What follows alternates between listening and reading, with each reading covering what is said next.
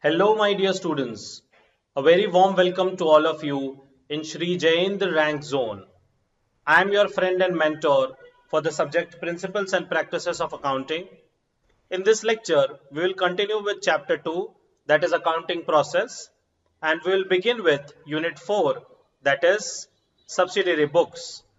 All the further concepts will be covered in the coming series of the lecture. Right now, this is lecture 6 and we are going to cover subsidiary books. Dear students, there are same nature of transactions and accordingly the same nature of transactions will be grouped together and written in a book known as subsidiary book. Example, purchase book, sales book, purchase return book, sales return book, and so on. Let us see the text now. In a business, most of the transactions generally relate to receipts and payments of cash, sale of goods, and their purchases. It is convenient to keep a separate register for each of such classes of transactions for receipts and payment of cash. One for purchase of goods and one for sale of goods. We should keep a separate register for purchase as well as sale for better clarity, for better understanding. A register of this type is called original entry or prime entry. For transactions recorded in such books, there will be no journal entry. Why? Because we will be recording it directly into these books, that is books of original entry or prime entry. I believe you understood till here.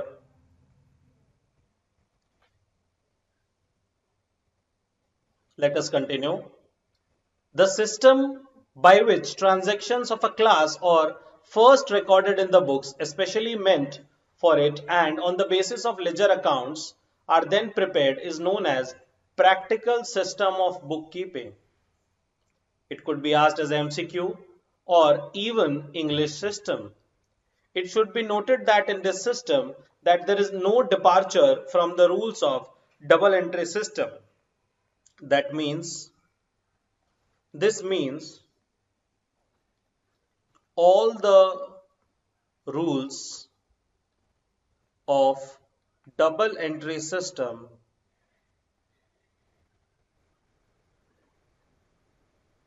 will be followed here.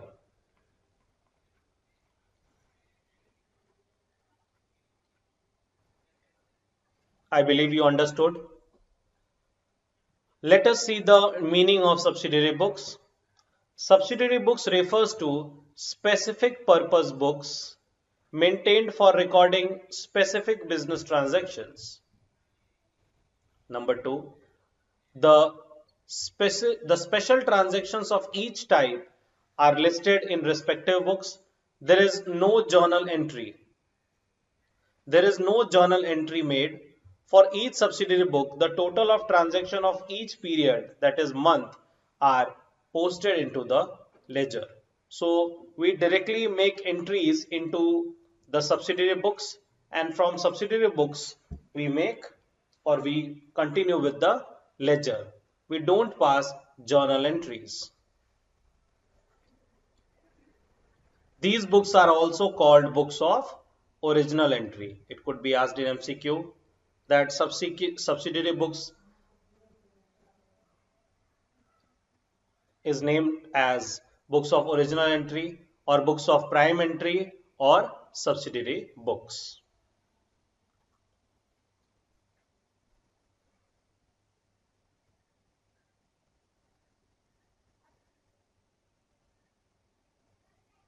Need for subsidiary books. When transactions are few in number, they are journalized individually in one journal book, but when transactions are many, it is inconvenient to record all the transactions in one journal book. So, to avoid the journal book from becoming bulky and voluminous. The journal book is subdivided into what? Into subsidiary books, also known as special journals, subsidiary journals, day books, or journals. Each subsidiary book records a specific type of transaction. I told you, purchase book will record only credit purchases, sales book will record sales, and so on. The purposes of which is separate books will be prepared are identified and on the volume and importance of such purposes.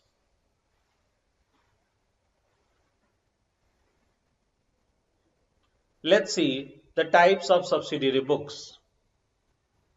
The various types of subsidiary books for recording specific types of transactions are: number one, purchase day book. To record what? To record credit purchases. Cash purchases are not recorded over here.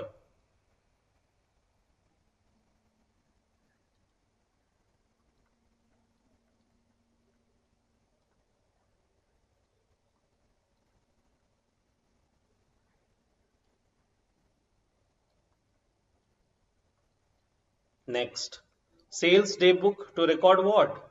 Credit sales. Cash sales are not recorded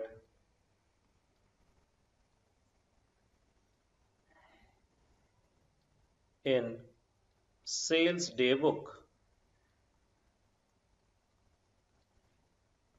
Purchase return book to record transactions relating to purchase return made from supplier, and obviously cash is not involved because we have not recorded in the cash book, because cash transactions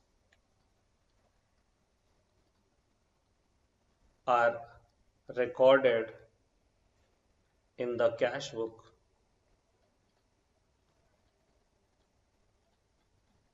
Is it clear till here?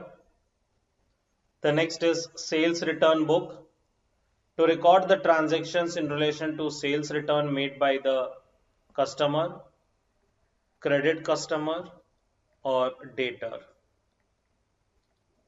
Cash is obviously not involved. Why? Because cash transactions are recorded in cash book.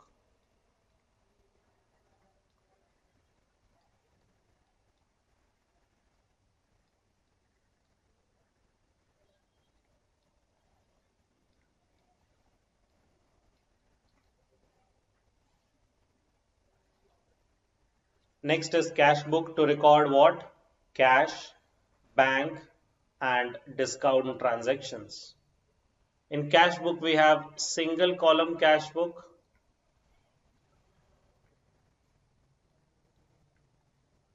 we have double column cash book, we also have triple column cash book. We will learn about it later in detail.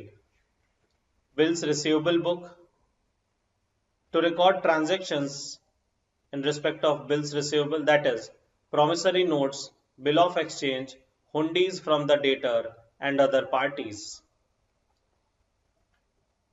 Bills payable book to record what?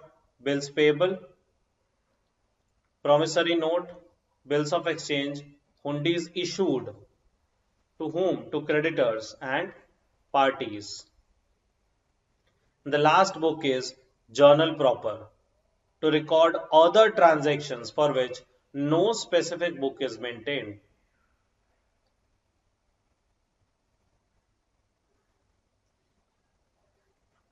The format of journal and journal proper is same, just for the information part.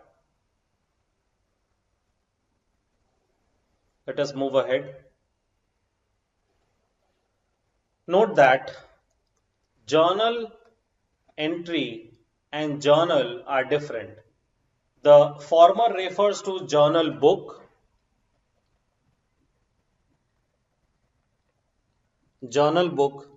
Containing what? Containing the entries, and the latter refers to entry consisting of debit and credit. So journal is a journal book, and journal book contains what? Journal entries.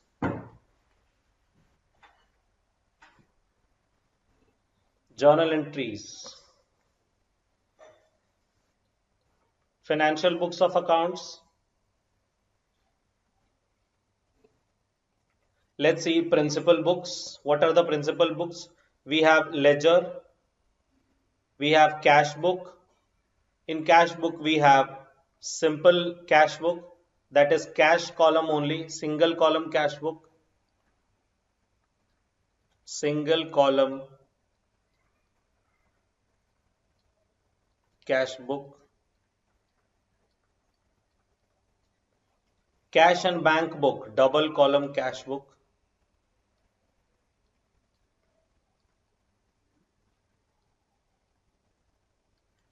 Double column cash book contains cash and bank both.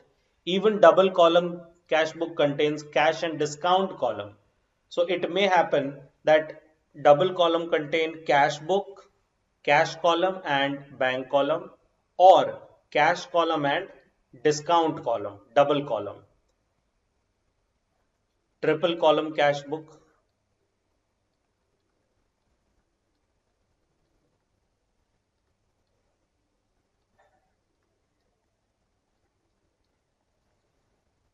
Contains what? Contains cash column, bank column and discount column. Three columns.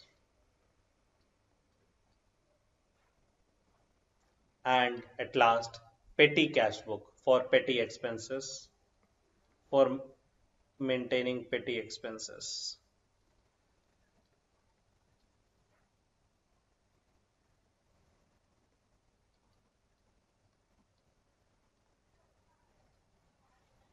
Is it clear till here?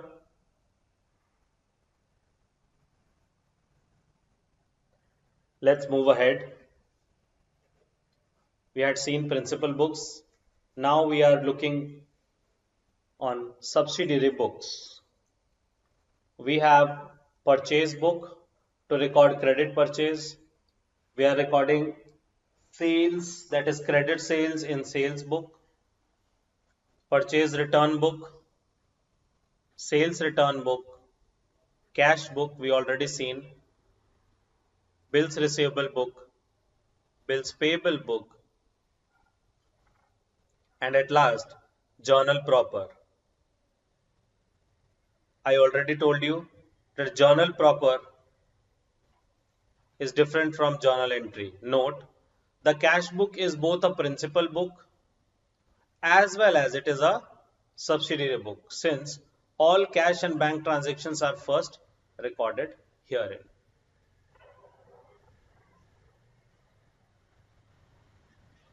Let us move ahead now. The next topic is purchases and sales book and its features. Let's see the features of purchases book and sales book. Number one, purchases book. Purpose and inclusions. Purpose and inclusions.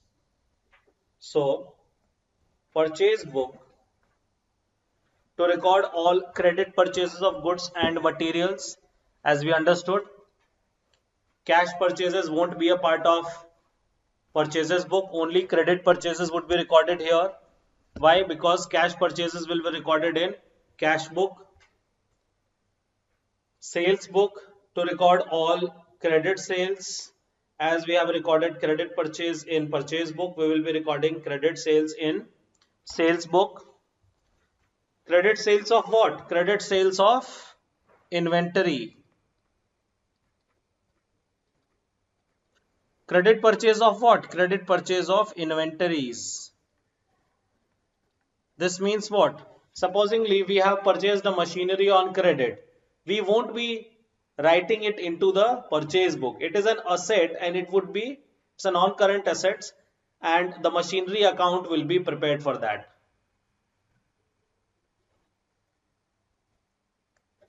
Omissions and exclusions. Purchase book. Cash purchases are not recorded here. These are directly recorded in the cash book. Credit purchases of capital asset. Example, machinery. I just quoted this example. Furniture are not recorded here. Why? Because these will be recorded in the journal proper. Example, purchase of machinery. Shall I write purchase of non-current asset? Purchase of non-current asset.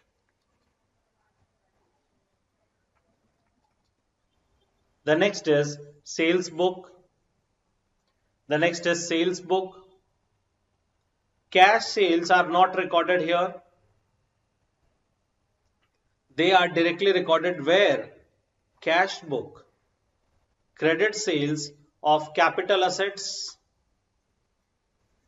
Example, machinery, furniture, not recorded here. Why? Because the sale of machinery will be recorded in journal proper.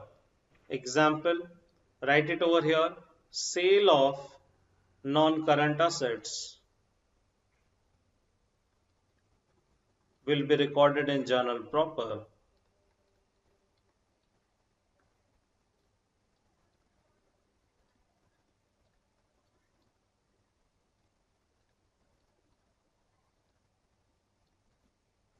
I believe it is clear.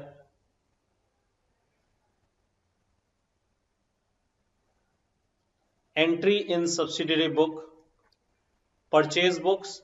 So individual items of credit purchases are posted in this book along with what? Along with date, along with amount. Trade discount, if any, is reduced and only the net amount is recorded where? Purchase book. So trade discount is deducted, is reduced, and net amount is recorded.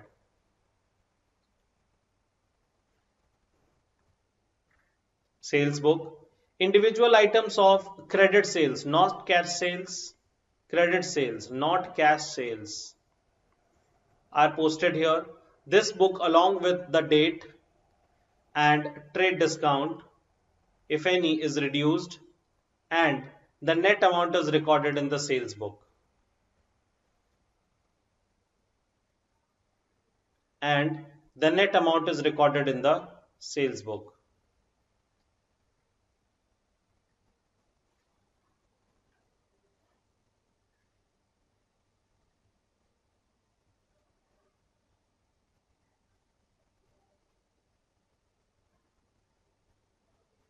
Source. What is the source of purchase book? So purchase invoice will act as a source. Invoice, bill, receipt. This will work as a source document.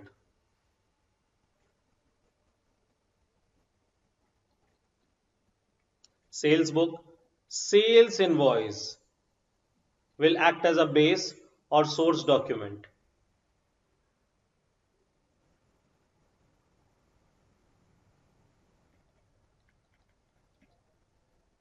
Next is posting in parties ledger account. Purchase books. We purchase from whom? We purchase from supplier, credit supplier, or creditor account will be credited for the amount of credit purchases, and we will write what? By purchase account. This posting is on individual basis. So supposingly we had purchased raw material from 2 or 3 different creditors. So we will be making the postings on an individual basis.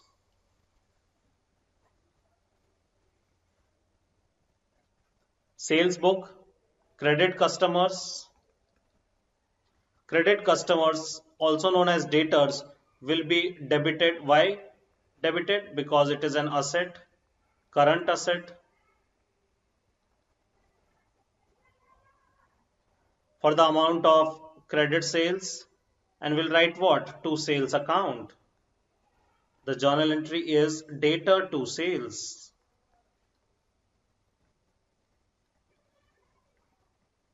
Data account debit to sales account. Supposingly 10,000, 10,000.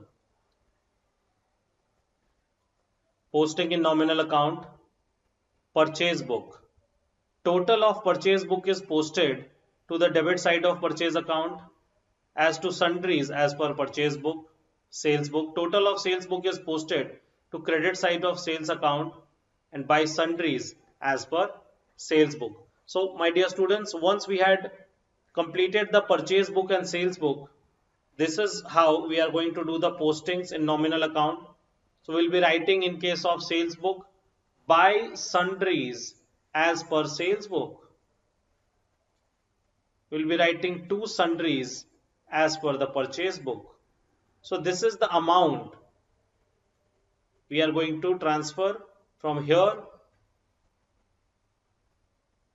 to sales account, from here to purchase account.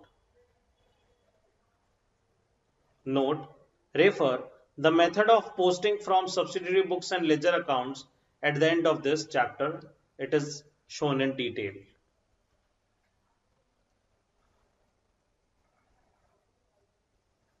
Let's move ahead.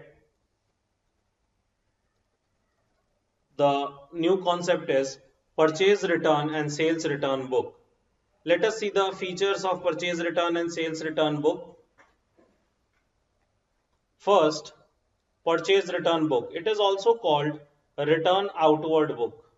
See, we make purchases.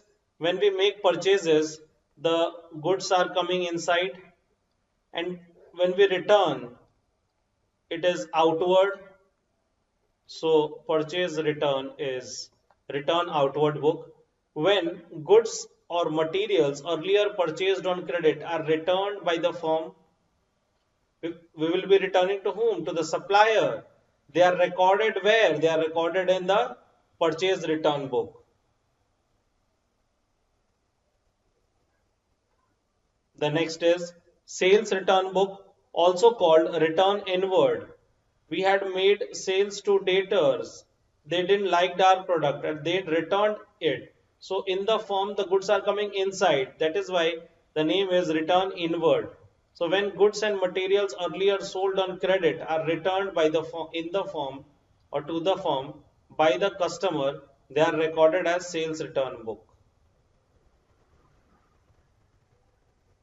Clear to all? The next is entry in subsidiary books. Entry in subsidiary books. Purchases return book. Individual item of purchases returns are posted in this book along with what? Date and time. Date, time and details are posted here on which basis? Individual basis.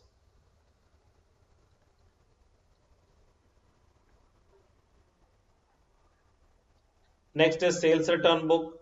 So individual items of sales return are posted here along with what? Along with date, on which date this sales has done, what is the amount, what is the amount or what is the transactional amount on which the sales is done.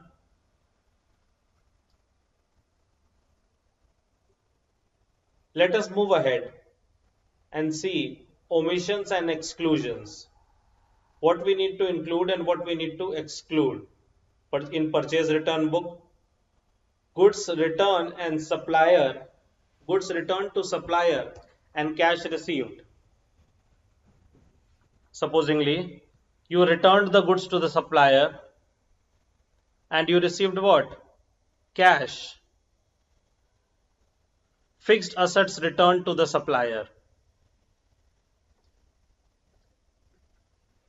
So fixed assets returned to the supplier will not be recording here. Why? Because it is fixed asset. It is non-current asset. It will go where? Journal proper.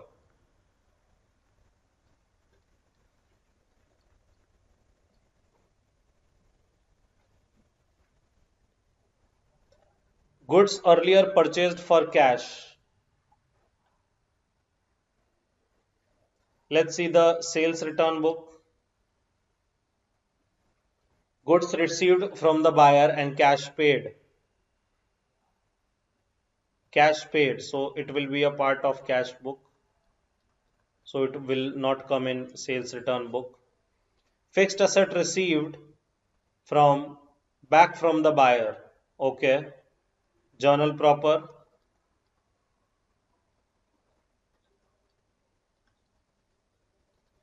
Goods earlier sold for cash. Cash book. Is it clear till here?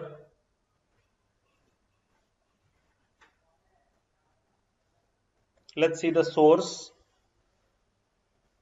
Purchase return book. The source of recording purchase return in purchase return book is debit note. Debit note. And sales return book,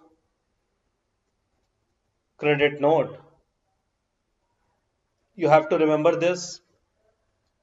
Purchase return book, debit note, and sales return book, credit note.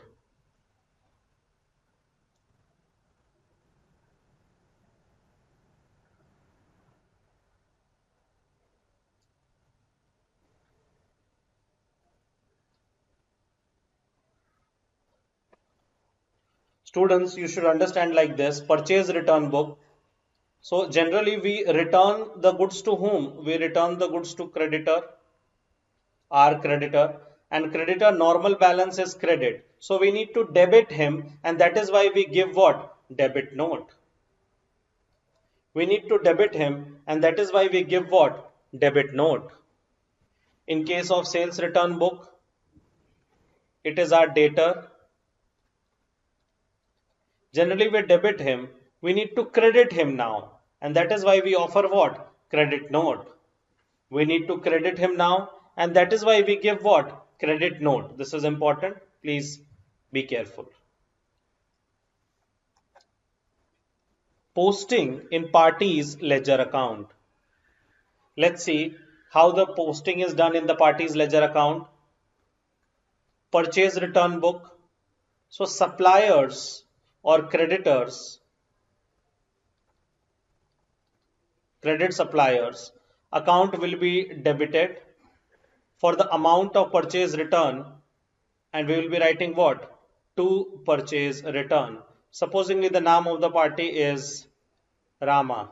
So Rama account debited and to purchase return will be credited. I hope it is clear to all of you. The next is sales return book. The next is sales return book. Over here, the credit customer or debtor account will be credited for the amount of sales return, and we'll be writing what? By sales return account. Sales return.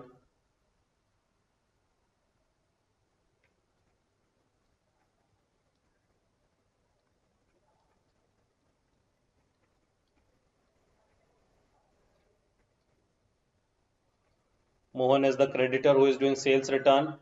So in Mohan's account, we'll write what? By sales return account. By sales return account. He is our party.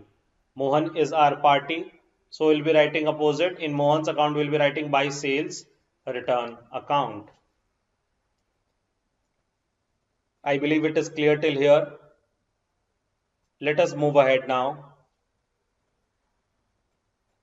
Let's see posting in the nominal account. Posting in the nominal account.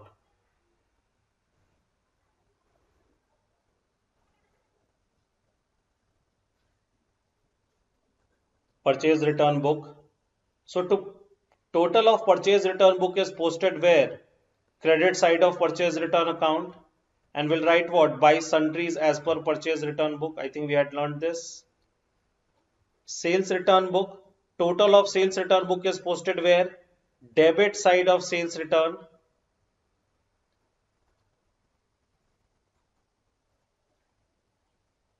And we'll write what? to sundries as per sales return book. To sundries as per sales return book.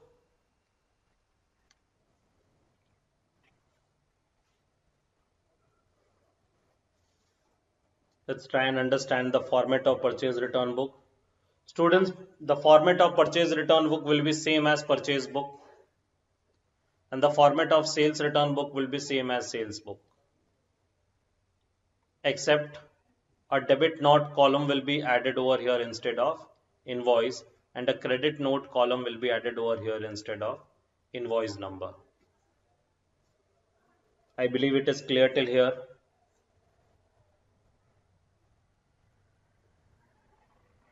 I believe it is clear.